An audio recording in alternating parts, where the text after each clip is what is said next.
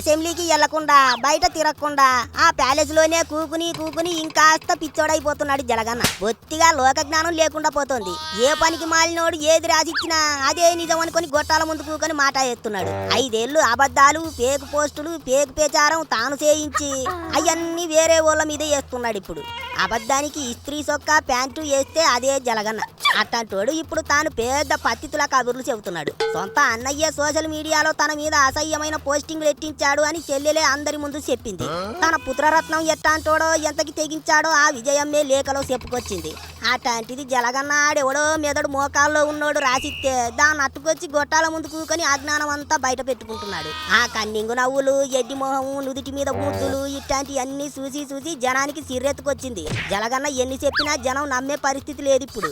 అందుకే బయట మీటింగులు ఎట్టి మాట్లాడితే ఎవరో ఒకరు ప్రశ్నిస్తారు. అసెంబ్లీకి వెళితే అధికార పార్టీ వాళ్ళు కడిగేస్తారు. దానికి భయపడే ఇంట్లో కూకొని రాసిచ్చింది ఏదో చదివేసి వెళ్ళి తాడేపల్లి ప్యాలెస్ గోడలను గోళ్లతో గీకుతున్నాడట.